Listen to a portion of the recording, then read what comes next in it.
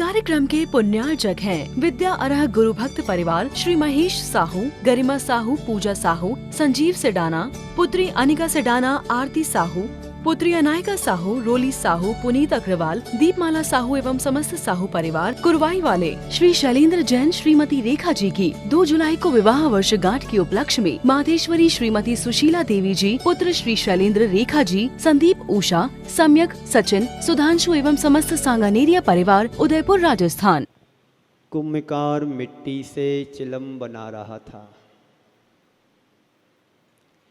अचानक उसका मूड बदला। उसने मिट्टी को कलश का आकार देना शुरू कर दिया। पास में बैठी हुई उसकी पत्नी कुमारन ने पूछा कि मिट्टी का आकार क्यों बदल गया? आप लोगों का भी आकार बदल रहा है। जब तुम बचपन में थे तो कुछ और रूप दिखता था। थोड़े 20-25 वर्ष की उम्र को पार किया, कुछ और तुम्हारा रूप बदला, निखार आया और आज 50, 55, 60, 75 वर्ष की उम्र पर पहुंचते पहुंचते तुम्हारी रेखार में और रूप में काफी परिवर्तन आ चुका है। ये प्रकृति और सृष्टि का नियम है। बदलाव यानी परिवर्तन। विचारों में परिवर्तन आता है, रहन सहन में परिवर्तन आया, खान पान में परिवर्तन आया, जीवन शैली में परिवर्तन आया। बदलाव हर क्षेत्र में होता है। कुछ लोग बदल करके जीवन को संभाल लेते हैं और संभले हुए जीवन को बदल करके बिगाड़ भी लेते हैं। तो कुम्भकार मिट्टी से चिलम बना रहा था। चिलम बनाते बनाते उसका योग और उपयोग बदला। चिलम की जगह मंगल कलश ने आकार, मिट्टी ने आकार ले लिया। कुमार कहता है बस यूं ही मेरा योग और उपयोग बदला, मेरा मूड बदला। और मेरा मूड क्या बदला?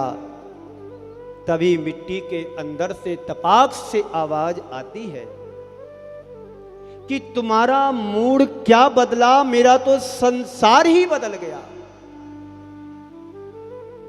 मतलब क्या हुआ?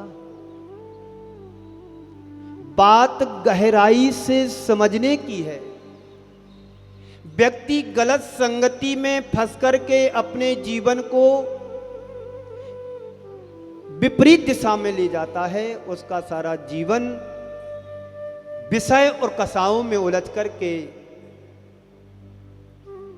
रह जाता है। और एक सत्संगति को पाकर के व्यक्ति या कोई भी बिगड़े हुए जीवन को संभाल लेता है, दिशा और दशा सब कुछ बदल लेता है। मिट्टी मिट्टी होती है, गीली मिट्टी में फिर भी संभावनाएं रहती हैं संभलने और सुधरने की, आकार और प्रकार देने की। लेकिन वही मिट्टी जब सूख जाती है तो उसमें कुछ परिवर्तन भी घटित नहीं हो सकता है। यही स्थिति हमारे जीवन के साथ है। जब हमारा बाल्यपन होता है, एक गीली मिट्टी के तरह हमारा यौवन होता है, उसमें अनेक प्रकार की संभावनाएं छिपी होती हैं। हम जैसा रूप प्रकार देना चाहें वैसा दे सकते हैं। जब वही हमारा जीवन परिपक्वता को प्राप्त कर लेता है तो उसमें कुछ परिवर्तन भी नहीं घटित कर सकते। हम सब जानते हैं चिलम भी मिट्टी से बनती है और मंगल कलश भी मिट्टी से बन रहा है। आपका जीवन भी एक सुंदर रूप में दिखाई दे सकता है। यदि हमारा योग और उपयोग बदल जाए तो हम चिलम से अपने जीवन को मंगल कलश की तरह निर्मित कर सकते हैं, वरना फिर चिलम जैसे बनने से कोई रोक नहीं सकता है। तो चिलम का रूप भी मिट्टी का रूप है और एक रूप मंगल कलश भी मिट्टी का रूप है।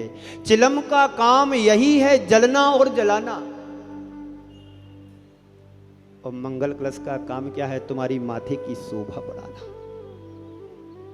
मंगल कलश में जो भी धारण किया जाता है उसे धारण करने की क्षमता आ जाती है, परिपक्वता आ जाती है। वही पानी मिट्टी को बहा करके ले जाने वाला होता है। वही मंगल कलश जब तवे की आंच में पक करके मिट्टी जब निखर करके आती है तो वही मिट्टी पानी को धारण करने की क्षमता प्राप्त कर लेता है। मंगल कलश द्रव्यों से भर करके चर्चित होता है और हमारे माथे की शोभा को भी बढ़ाने में सक्षम होता है। संसार में दो तरह के लोग हैं। कहाँ हैं? उदयपुर में हैं, झीलों की नगरी में हैं, अपने घरों में हैं, होटलों में हैं, रेस्टोरेंट्स में हैं। कहाँ नहीं है? जहां जहां तक हमारी दृष्टि जाती है वहां वहां तक हमें नजर में लोग दिखाई देते, पर हैं कैसे, ये बात हमें समझना है। तो इस सृष्टि पर दो तरह के लोग हैं। एक वे हैं जो चिलम की तरह अपना जीवन बर्बाद कर देते हैं, और दूसरे वो हैं जो मंगल कलश की तरह बनकर के पूरी मानवता के लिए आदर्श बनकर के सामने उपस्थित होते हैं। जैसे कुंभकार के मूड और मानसिकता पर मिट्टी का आकार निर्भर होता है, वैसे ही हमारी योग्यता के ऊपर, हमारी मनोदशा के ऊपर हमारा जीवन का निर्माण निर्भर होता है। व्यापार के क्षेत्र में आगे बढ़े और तुम्हारी बुद्धि पलट गई होती, जो तुम्हें विरासत में मिला था उसे तुम बर्बाद भी कर सकते थे, लेकिन तुमने उसे बर्बाद नहीं किया, एक नई दिशा दे करके आबाद बना लिया। एक शब्द है मूड। मेंटलिटी हमारी क्या है, हमारी सोच क्या है, हमारा नजरिया क्या, हमारा दृष्टिकोण क्या है। हम इन आंखों से अच्छाई भी देखते हैं, इन आंखों से हम बुराई भी देख सकते हैं। दिनेश जी सुन रहे हैं ना? चश्मा आप भी लगाते हैं और मैं भी लगाता हूं। आपका देखने का नजरिया कुछ और होता है, हमारा देखने का नजरिया कुछ और होता है। हमारी मेंटलिटी क्या है पंकज भाई? आप लोग अक्सर ऐसा कहते हैं कि मूड खराब हो गया। रजनी जी, जब तुम्हारे अनुकूल नहीं होता है बर्ताव, वार्तालाप, परिस्थिति, तो हमारा मूड ऑटोमेटिक खराब हो जाता है। जब परिस्थितियां हमारे अनुकूल बनने लगती हैं तो हमारी मानसिकता सुदृढ़ बनने लगती है। खराब मूड को अच्छा बनाने के अधिकारी मैं ही हूं, और अच्छे मूड को खराब बनाने का पावर हमारे पास ही है। परिस्थितियां कैसी भी हों वो मेरे हाथ में नहीं है। परिस्थितियों के अनुकूल मैं अपने आप को ढाल लूं, ये मेरे हाथ में है। यही मिट्टी के साथ घटित हुआ, कुंभकार के साथ हुआ। और किसी को देख कर के भी ऐसा लगता है कि मूड बड़ा अच्छा भी है। जब आपका चिर परिचित कोई भी पर्सन तुम्हारे से मिलने आता है तो आपको कैसा लगता है?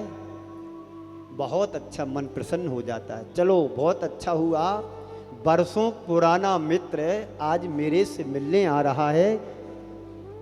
घर के गंदे वातावरण से ऊब करके उसका सुनते ही जैसे कभी सुदामा का नाम सुनते ही श्री कृष्ण दौड़ करके चले आए थे, ऐसे ही तुम अपने चिर परिचित मित्र का नाम लेते ही आपके चेहरे की खुशी चमक और बढ़ जाती है। होता है ऐसा? बोलो। जब तुम किसी से परिचित व्यक्ति से मिलते हो और अपने आत्मीयता के साथ मिलते हो तो मन में बड़ी प्रसन्नता होती है, और जिससे तुम्हारी किसी बात और चीज को लेकर के अनबन हो जाती तो आप उसका देखना तो दूर, नाम सुनना भी पसंद नहीं करते। उसका नाम आते ही मूड बिगड़ जाता है, उसका नाम सुनते ही मानसिकता चेंज हो जाती है, और अच्छे व्यक्ति और अपने आत्मीय पर्सन की बात सुनकर के बिगड़ा हुआ मूड भी हमारा अच्छा हो जाता है। ये क्या है? मेंटलिटी है। ये क्या है? हमारी सोच, हमारी मानसिकता, इस पर हमारा सारा पूरा जीवन डिपेंड होता है। भगवान को देख करके हमारा दुखी मन भी सुख में बदलने लगता है। मैं रोज रमेश चंद जी पाटोदी है ना, मैं रोज उनसे मिलने जा रहा हूं। जिस दिन मैं फर्स्ट टाइम उनसे मिलने के लिए गया, उनकी आंखें लाल थी, चेहरे पर मासूमियत थी, और उन्हें लग रहा था कि अब मेरा जीवन बचने वाला नहीं है। मैं 4-5 दिन से निरंतर देख रहा हूं, उनकी चेहरे की चमक और निखर करके आ रही है। ये मंत्रों का प्रभाव। उन्हें मंत्र सुनाता हूं, उनसे वार्तालाप करता हूं, उन्हें संसार शरीर भोगों की असारता का ज्ञान कराता हूं, और परमार्थ से कैसे जुड़ना है उसकी बात उनके सामने करता हूं, तो उनकी चेहरे की चमक बढ़ गई है। जो मलिनता थी वो ढक गई है, और उनके चेहरे की निखार उभर करके आ रही है।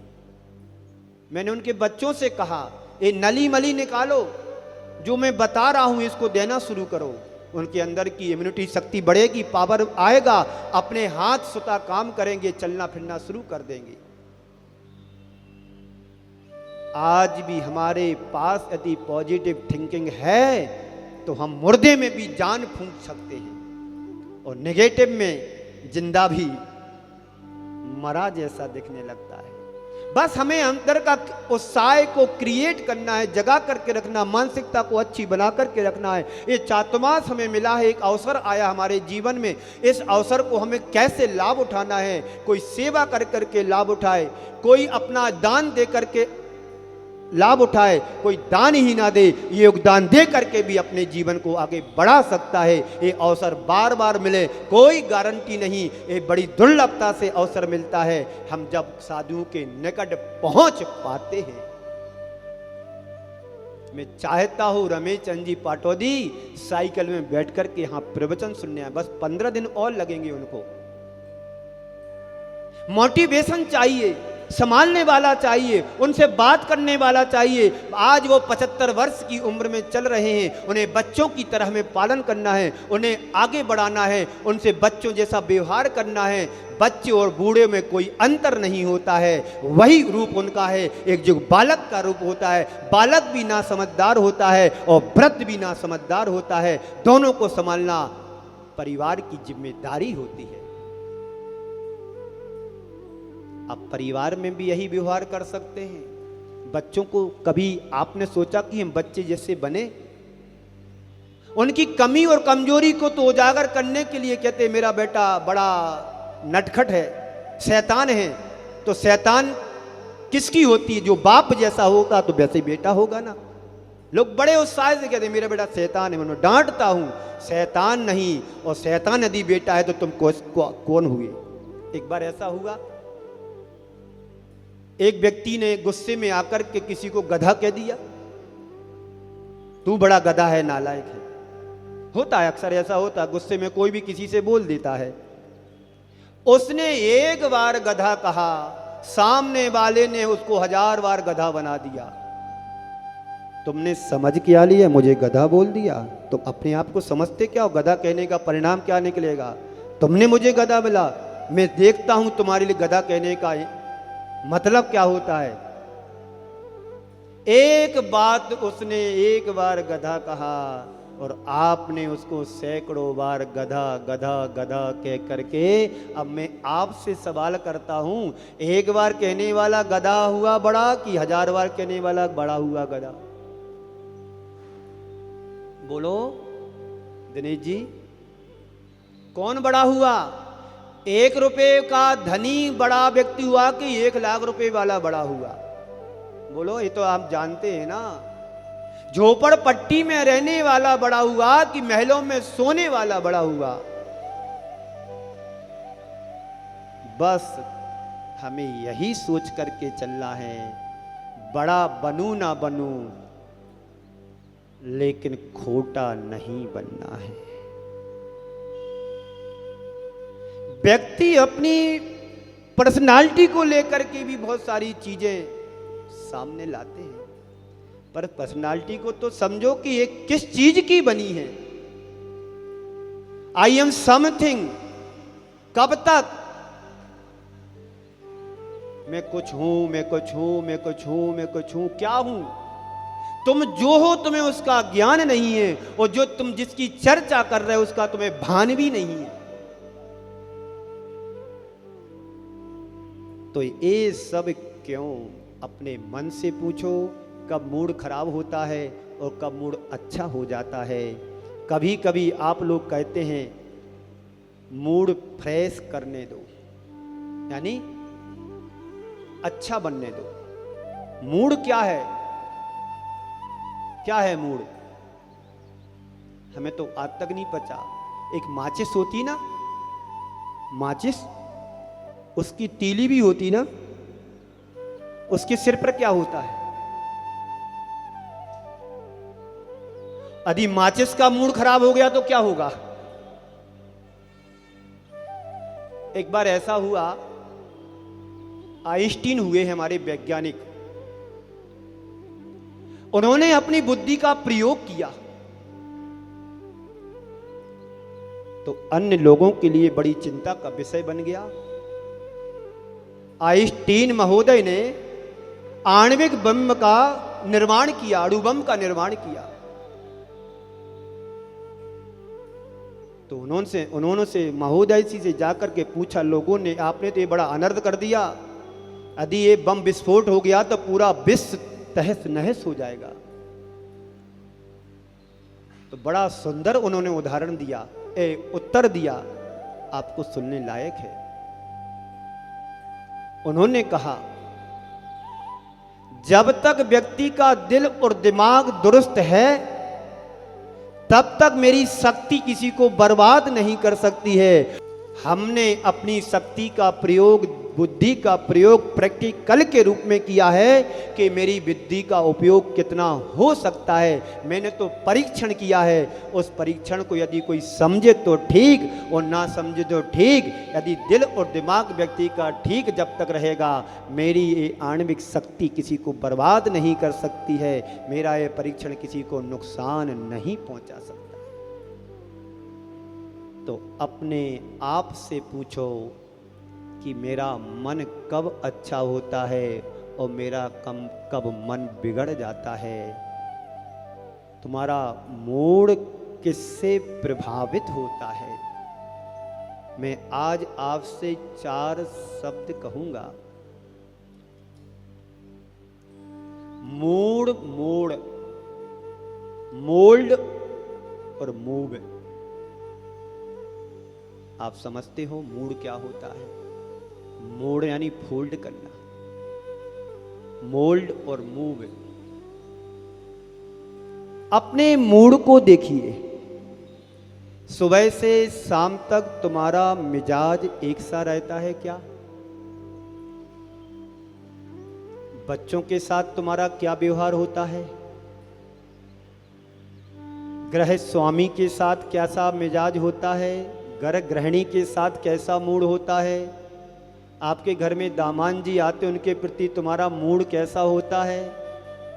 आपका मित्र आपसे मिलने के लिए आया, उसके सामने तुम्हारा मूड कैसा होता है?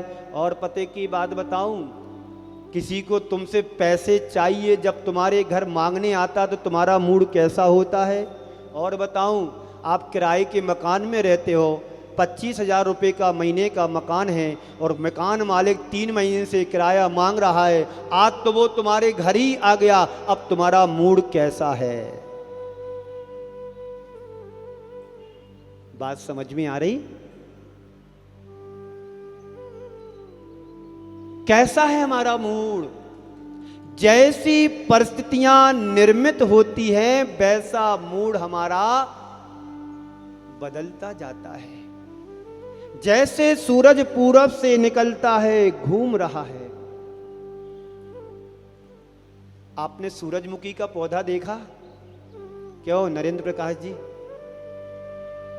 जरा एक्शन करके बताओ कैसा होता है सूरजमुखी का पौधा, बताना जरा इशारे से। ऐसे नहीं, सूरज की तरफ ऐसे घूम रहा है। एक विज्ञान है, प्रकृति की चीज है। जैसे जैसे सूरज घूम रहा है वैसे वैसे सूरजमुखी का पूरा पौधा सूरज के साथ ही अपना चेहरा घुमा रहा है।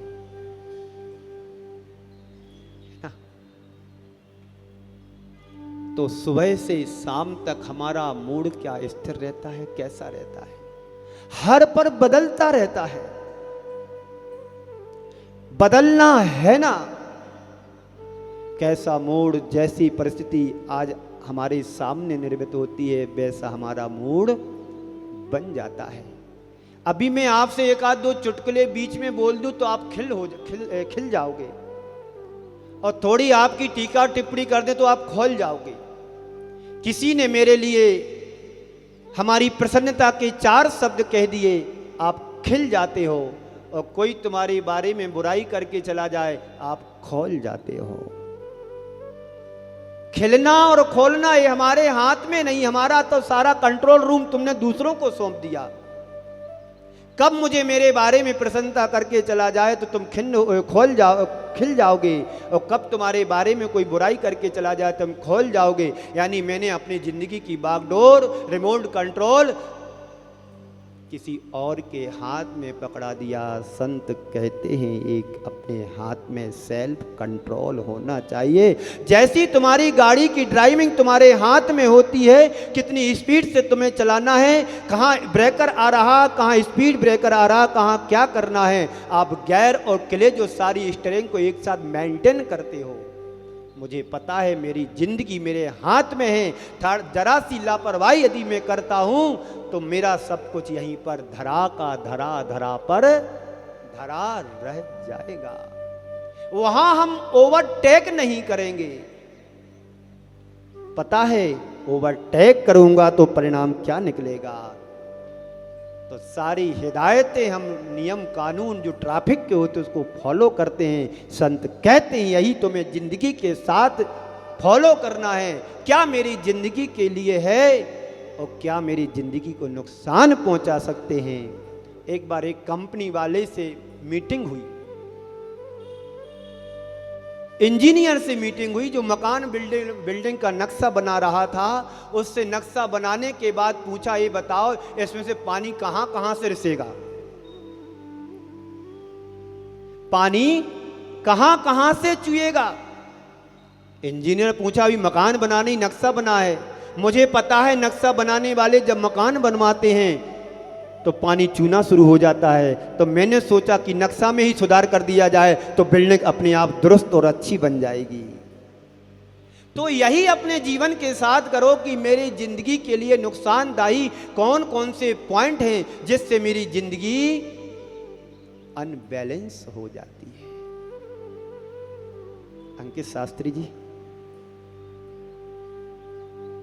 सुन रहे हो ना? काफी दिनों बाद आप पुनः इधर पधारे, तो अच्छी परिस्थितियों में हमारा मूड अच्छा होता है और बुरी परिस्थितियों में मूड हमारा बुरा बनता है। ये निष्कर्ष निकला। यही है आज तक का हम सबका अनुभव। रोजमर्रा की जिंदगी में यही होता है। होता कि नहीं होता? होता है। जब कस्टमर तुम्हारे अनुकूल बर्ताव करता है तो आपको बड़ा अच्छा लगता है। वही कस्टमर जब तुम्हारे से गिचर करता है, बहस करता है, तुम्हारा मूड खराब हो जाता है। एक बार ऐसा हुआ, आप लोगों की बात कहता हूँ, ध्यान से सुनना, आप लोगों की कमी बहुत सारी है हमारे दिमाग में। आप साड़ी की दुकान पर गई, बराबर, साड़ी वाली दुकान वाले से आपने बोला भैया बहुत अच्छी वाली साड़ी दिखाओ। उसने कम से कम एक पर 50, 60, 100 साड़ियां तुम्हारे सामने फैला दी, बराबर बराबर। आध घंटे से आपसे डील कर रहा है, आपको साड़ी पर साड़ी, साड़ी पर साड़ी, साड़ी पर साड़ी दिखाता चला जा रहा है। और लास्ट में आपने कहा भैया आपकी दुकान में तो माल ही अच्छा नहीं है। अंदर से दुकान वाले को गुस्सा आ रहा है कि आध घंटे से मैं 100 साड़ी दिखा चुका हूं और एक भी साड़ी पसंद नहीं आई इसको। फिर भी मुख पर मुस्कान दिख रही है। उठ कर के जाने लगी और कहती हैं तुम्हारी दुकान पर भी तो एक भी साड़ी ढंग की नहीं है। सामने वाला दुकानदार हाथ जोड़कर कहता है बहन जी, एक सप्ताह बाद नया स्टॉक आने वाला, पुनः पधारिएगा। ये आपके बीच की बात है। यही व्यवहार काश पति अपनी पत्नी के साथ कर ले तो जिंदगी में कभी झगड़े होंगे ही नहीं। वही पति जब घर में झगड़ता है तो तूफान मचा देता है। और दुकान पर वही व्यक्ति है कि 10 प्रकार की महिलाओं से रोज संपर्क होता है, फिर भी मुख में मुस्कान रहती है, क्योंकि ये व्यापार है, वो घर है। जिस दिन तुम व्यापार को घर बना लोगे कभी झगड़ा नहीं होगा। कुंभकार का मूड यही था कि मुझे चिलम नहीं बनाना है, मुझे तो मंगल कलश बनाना है। और जो मंगल कलश बना लेता है उसका जीवन भी मंगलमय बन जाता है। एक व्यक्ति जीवन से हार गया था और परिवार जनों से भी हार चुका था। एक लड़की का एक्सीडेंट में केस बन गया हैदराबाद में। श्वेतांबर समाज की थी, वो पढ़ाई करती थी वहां पर, बच्चों के साथ कहीं से लौट रही थी। रात्रि का समय था, 12-1 बज रहा होगा। ड्रिंक मिरंक ये सब चलता है आजकल, कोई नई बात नहीं है। वो गाड़ी से आ रही थी, गाड़ी रात्रि का समय था, नशे में होगी जो भी हो, या जो चलाने वाला भी नशे में हो सकता है। गाड़ी बाइक डिवाइडर में लगी, वहीं पर ऑन द स्पॉट खत्म। सुबह समाचार मिला कि वहां की लड़की है, ऐसा ऐसा केस हो गया। दूसरे रोज वो लड़की हैदराबाद से चल करके आष्टा पहुंची।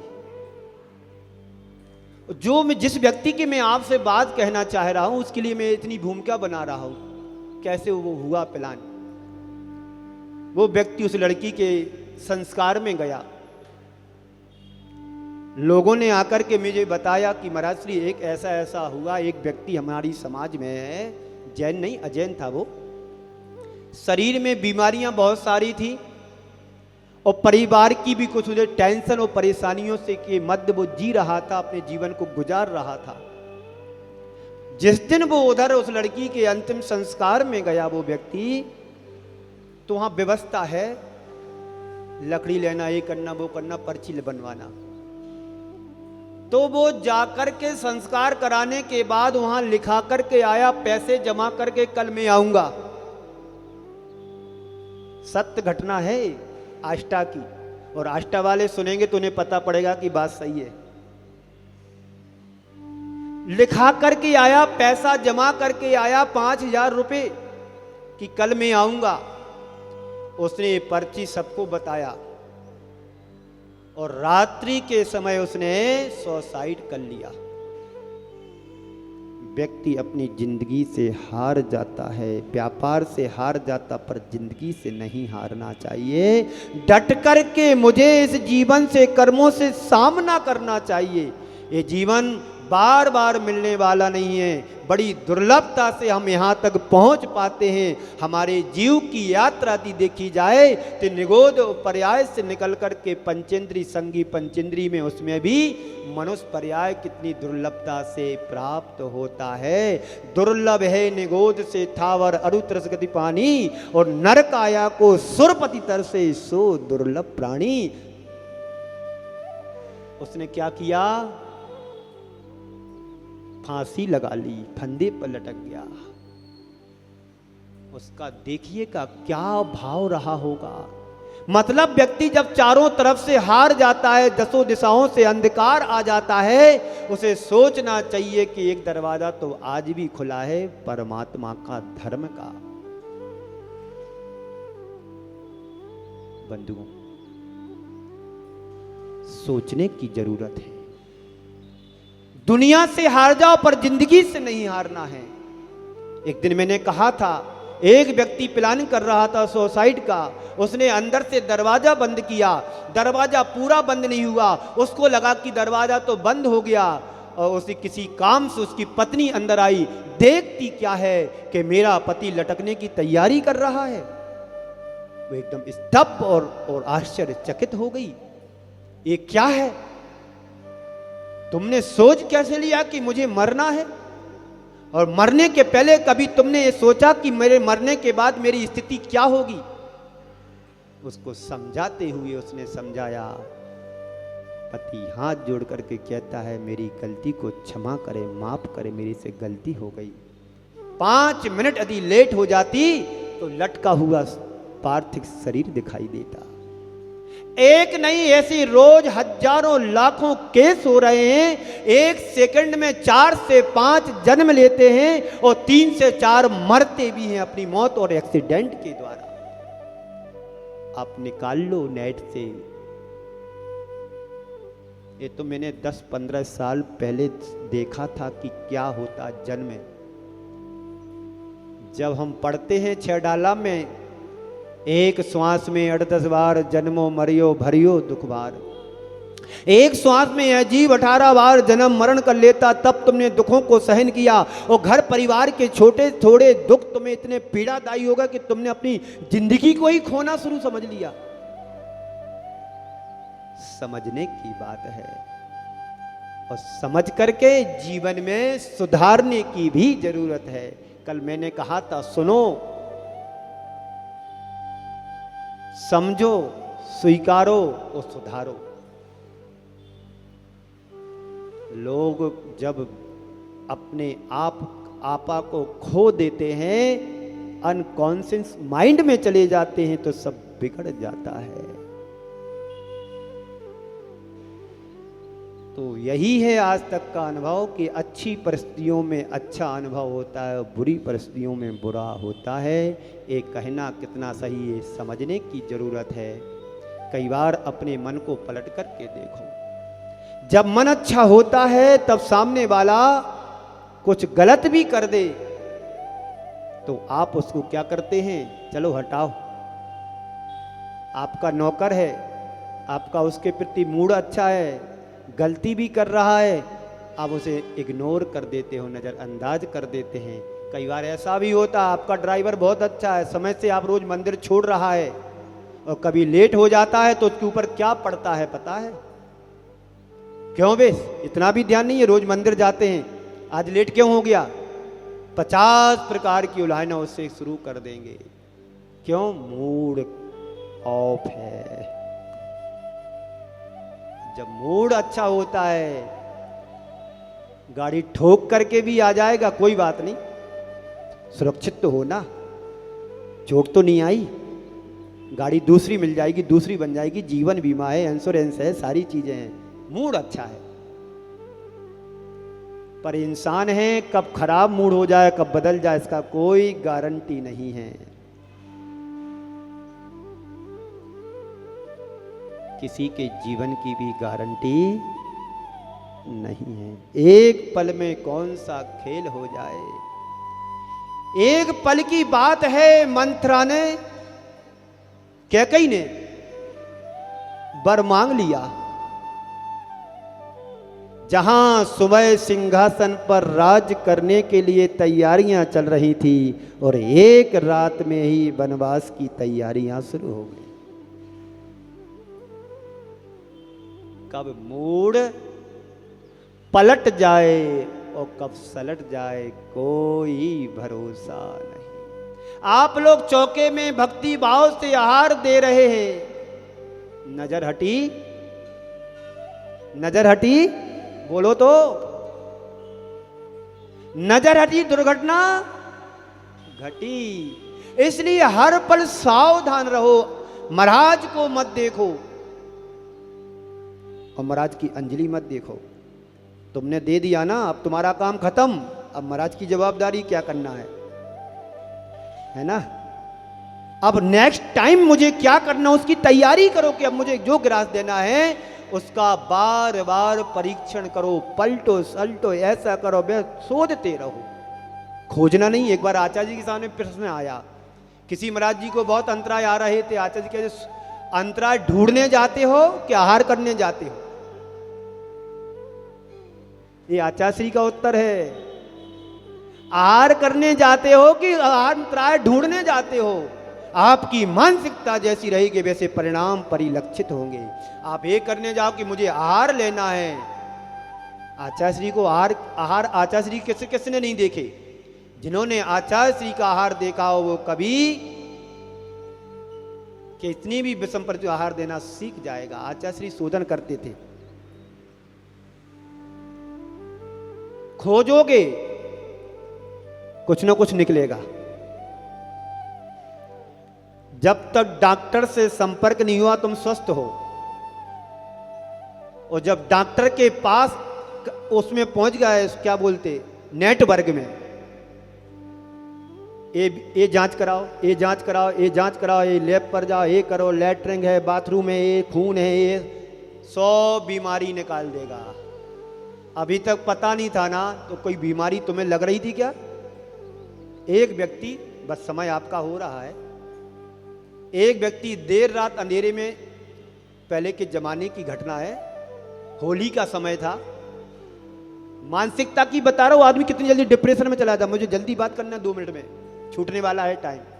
एक व्यक्ति, होली का समय था, 4 बजे उठ करके लैट्रिन के लिए लोटा भरा हुआ रंग का रखा था, लाल कलर का, और उसने समझी का उसनीदा था, उसने समझिया कि पानी का है, लोटा उठाया, लैट्रिन चला गया, हाथ धुले, उसने देखा खून आ रहा है, आकर के लस्त पड़ गया, अरे मुझे ब्लीडिंग हो गई, ब्लीडिंग हो गई, डॉक्टर को दिखाओ, डॉक्टर को दिखाओ, परेशान हो गया, हालत खराब हो गई। डॉक्टर को दिखाया, तुम स्वस्थ हो, कुछ कमी नहीं है, कमजोरी नहीं है। उसे बाद में ध्यान आया, क्यों, कलर का लोटा कहाँ है, रंग का, देखा रंग का लोटा नहीं, उसे मालूम पड़ा ये तो मैंने गड़बड़ कर दिया। बाद में मानसिकता सुधर गई, लेकिन उस समय मानसिकता क्या बन गई, मेरे ब्लीडिंग हो गई, अपने आप में कमजोर हो गया। बंधुओं, मिट्टी से चिलम्बी बनती है और मिट्टी से मंगल कलश भी बनता है, मिट्टी से दीपक भी बनता है, तो मिट्टी से सकोरा भी बन सकता है। मिट्टी में अनेक प्रकार की संभावनाएं छिपी रहती हैं, बस हमारा योग और उपयोग व्यवस्थित रहे तो हम उसमें लाभ ले सकते हैं। और हमारा योग उपयोग यदि बिगड़ गया तो अच्छाई में भी बुराई देखने में देर नहीं लगती है। बंधुओं, इसी तरह से आप सब सुनते रहें, लाभ लेते रहें। चातुर्मास शुरू हो गया है। ये उदयपुर राजस्थान झीलों की नगरी है। आप यहाँ पर झीलों में रहते रहते बरसों बीत गए, मैं पहली बार आया हूँ राजस्थान की झीलों की नगरी का स्पर्श करने के लिए। झील हो, झील में झूलना है, आचार्य श्री ने दोहानुवाद करते हुए लिखा है, नील गगन में अधर हो शोभित निज में लील, नील कमल आसील हो नीलम से अति नील, सील झील में तैरते नैमी नाथ सलील। ऐसे गुरुदेव को नमन अर्पित करता हूं मैं अपनी वाणी को यहीं पर विराम देता हूं।